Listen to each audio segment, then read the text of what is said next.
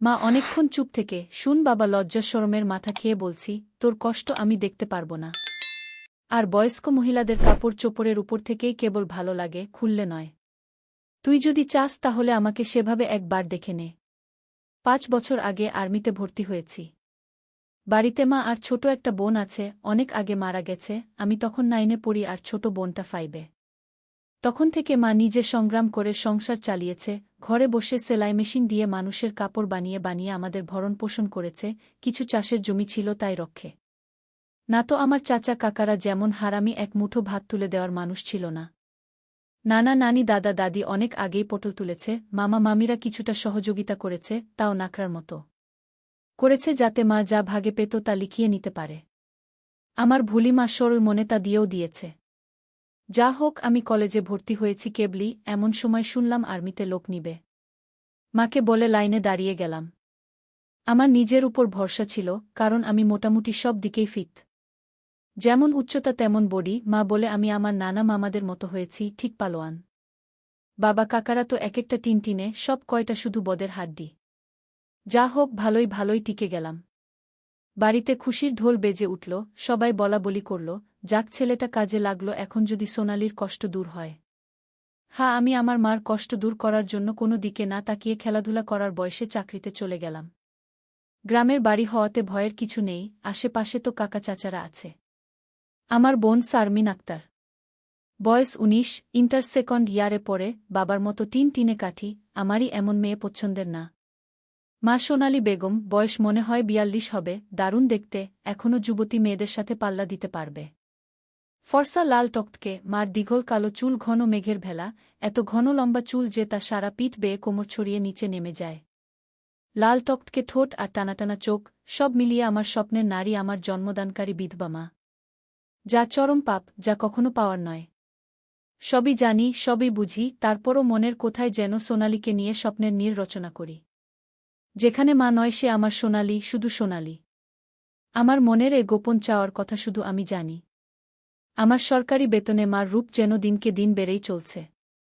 মার গর্বে বুক সব সময় ফুলে থাকে, গ্রামে সব সময় আমার জয় জয়কার। 5 বছরে ভাঙা ঘর পাকা করেছি, এখন 4 রুমের বাড়িটা আমাদের শান্তির নীড়। এবার ছুটিতে এসেই মা বায়না শুরু করল আমার বিয়ে দিবে। যদিও এটা অনেক আগে থেকেই চলছে। আমি শুধু বারবার এড়িয়ে যাচ্ছি, আজ এ নিয়ে মার সাথে মুখ কালাকালি হয়ে গেল। মার এক কথা, শারমিন বড় হয়েছে, বিয়ে দিতে হবে, এরই মাঝে কয়েকটা সম্বন্ধ এসেছিল, তার বিয়ে হয়ে গেলে সে একা একা কিভাবে থাকবে, হ্যান ত্যান কত কথা।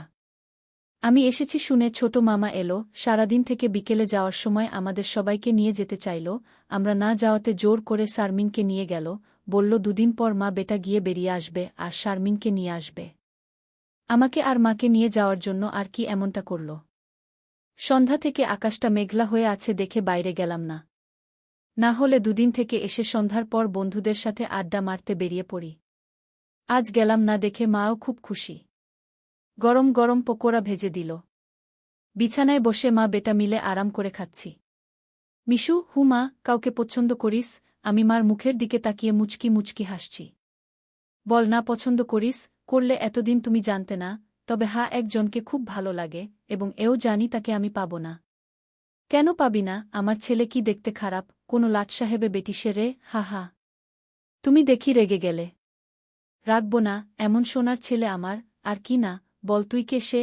বাদ দাও মা, আমার যাকে ভালো লাগে তার কথা দুনিয়ার কাউকে বলতে পারব না, শুধু খোদাকে ছাড়া। মা আমার এমন গম্ভীর কথা শুনে অবাক হয়ে চেয়ে রয়েছে।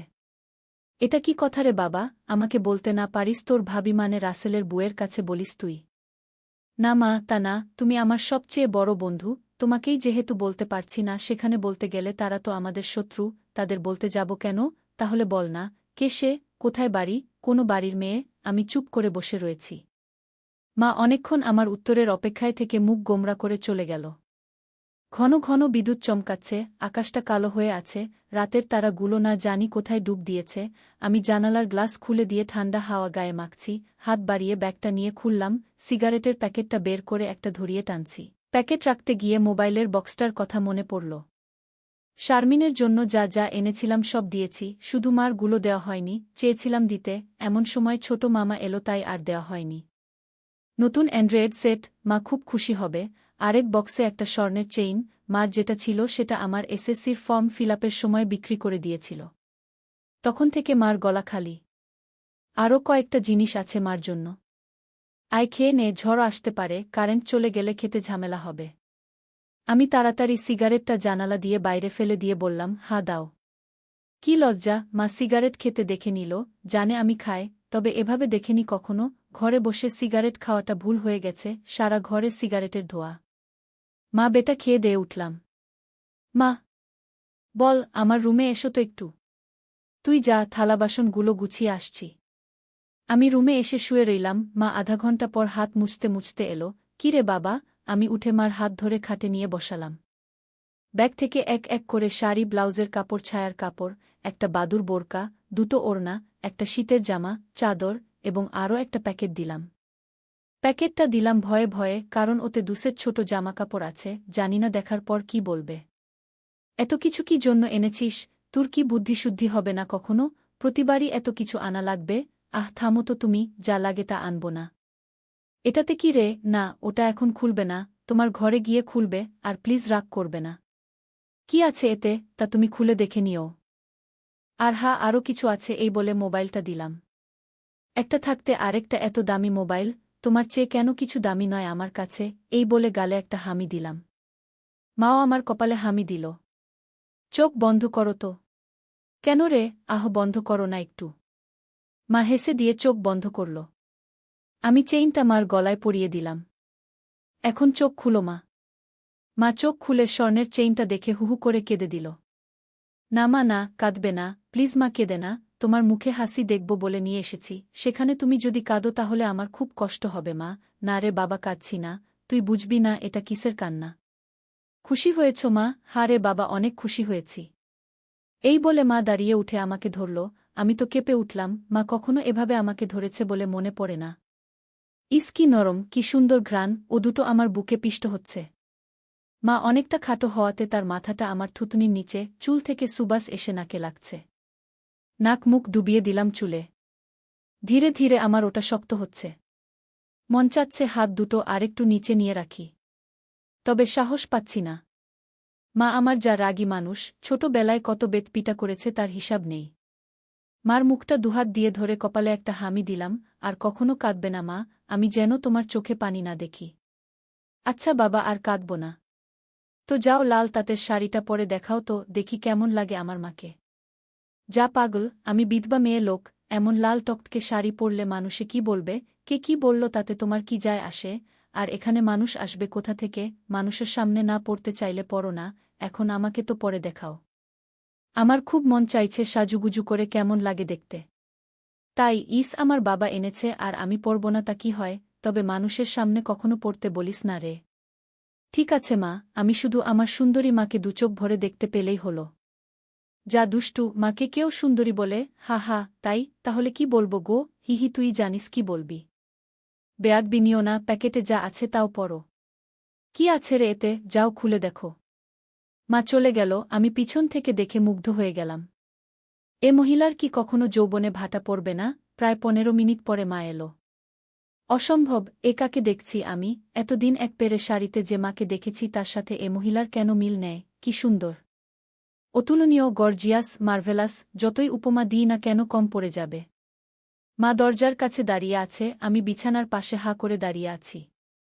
মা ভীষণ মায়াবী করে হেসে চোখের ভ্রুর উঠানামা করে জানতে চাইলে, কি কেমন? আমি ধীরে ধীরে মার সামনে গিয়ে দাঁড়ালাম। কি রে, কেমন হয়েছে? দারুণ মা, খুব সুন্দর, মনে হচ্ছে অ্যাঞ্জেল। যা দুষ্টু, মাকে এমন কমপ্লিমেন্ট দিতে হয়? আমার 10 পাস মা যে এমন কথাও বলতে পারে জানা ছিল না। সরি মা, বলে হাত ধরে বিছানায় নিয়ে বসালাম। আমি নিচে বসে মার কোলে মাথা রাখলাম। তুমি সব সময় এমন ভাবে থাকতে পারো না মা? মা আমার মাথায় চুলে হাত বুলিয়ে দিয়ে, কি পাগলের মতো বলছিস? মানুষে দেখলে কি বলবে? তাহলে বলো, আমি যে কয়দিন থাকব সে কয়দিন এমন করে সেজে থাকবে কেন রে? আমার খুব ভালো লাগে মা। হি হি পাগল, আচ্ছা থাকবনি। আমি মুখ উঠিয়ে মার মুখের দিকে তাকিয়ে, ওগুলো পড়েছ মা? যা শয়তান, কিছু তো শরম কর। মার জন্য কেউ এসব আনে? জানি না মা কেউ আনে কি না, তবে বাবা থাকলে হয়তো আমিও আনতাম না। সে নেই দেখে মনে হলো আমার মার তো ভালো মন্দর খোঁজ রাখার কেউ নেই, তাই নিজেই রাখি। রাগ হয়েছ মা? না, রাগ হয়নি, কিন্তু আর আনিস না। কেন মা, পছন্দ হয়নি নাকি সাইজে হয়নি? সব ঠিক আছে। তবে কি মা? মা লজ্জায় মুখ ঘুরিয়ে নিয়ে, তুই এনেছিস ভাবলে পড়তে শরম করে রে। আজ থেকে আমাকে ছেলে নয় বন্ধু ভাববে, তাহলে আর শরম করবে না। হবে মা আমার বন্ধু? যাহ পাগল, সমবয়সী না হলে কি বন্ধু হওয়া যায়? এ যুগে ওসব পুরনো কথা মা। তাই বলে মা ছেলে, মা ছেলে, এতেই তো ভালো, একে অপরের কাছে আসা যায়। তুই অনেক বড় হয়ে গেছিস দেখি, কি সুন্দর কথা বলছিস। তা তো অবশ্যই, কয়দিন পর তোমার ছেলে সেকেন্ড লেফটেন্যান্ট অফিসার হবে। খুব ভালো হবে রে বাবা, খুব ভালো হবে। এমন সময় বিদ্যুৎ চলে গেল। মোবাইলটা জ্বালাতো মিশু, দেখি চার্জার বাতিটা কোথায় আছে। থাক না মা, এমন কি সুন্দর তোমার কোলে শুয়ে আছি। জানো মা, পাহাড়ি এলাকায় একা একা পোস্টে ডিউটি দেওয়ার সময় এমন স্বপ্ন রোজ দেখি। প্রতিদিন মনে হয় তোমার কোলে শুয়ে একটু যদি। ঠিক আছে, এমনই থাক, তোর যত মন চাই। ধন্যবাদ মা। হি পাগল। মা হু, আজ আমার পাশে ঘুমাবে একটু? কেন রে, মন চাচ্ছে তোমাকে ধরে ঘুমাতে। ঠিক আছে, যা, সদর দরজাটা বন্ধ করে ঘরগুলোতে ছিটকানি লাগিয়ে আয়। আমি উঠে লাফাতে লাফাতে চলে গেলাম। আজ আমার খুশি ধরে না, কিছু হলে হতেও পারে। এক জগ পানি নিয়ে এলাম সাথে করে। এসে দেখি মা শুয়ে পড়েছে।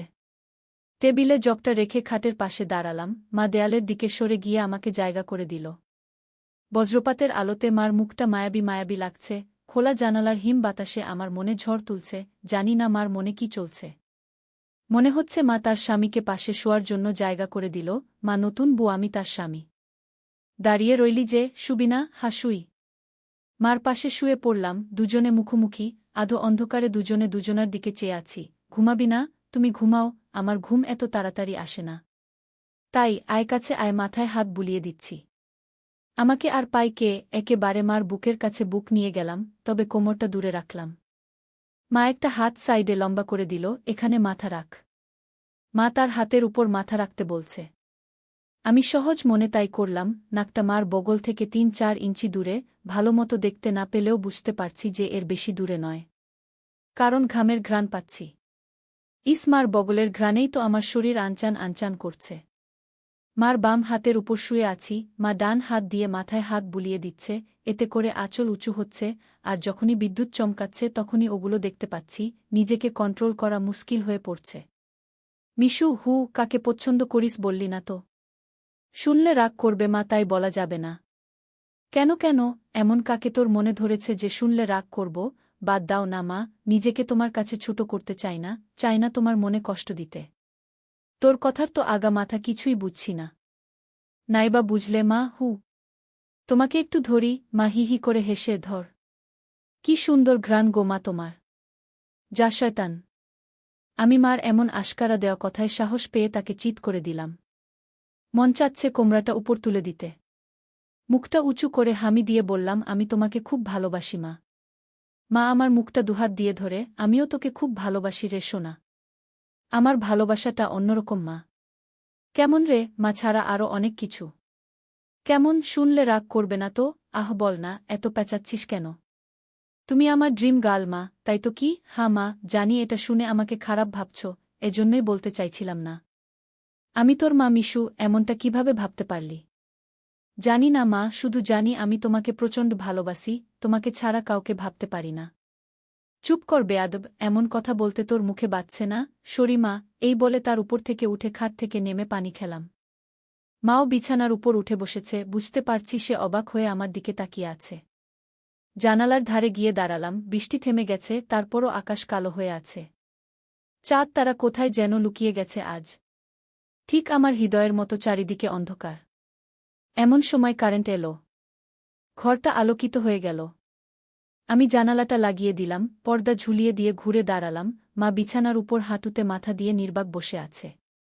ফ্যানের হাওয়া আমার রেশমি চুলগুলো দোলা দিচ্ছে। মনে হচ্ছে নববধূ বসে আছে। মা মুখ তুলে আমাকে তার দিকে এক মনে তাকিয়ে থাকতে দেখে, এখনে আয়।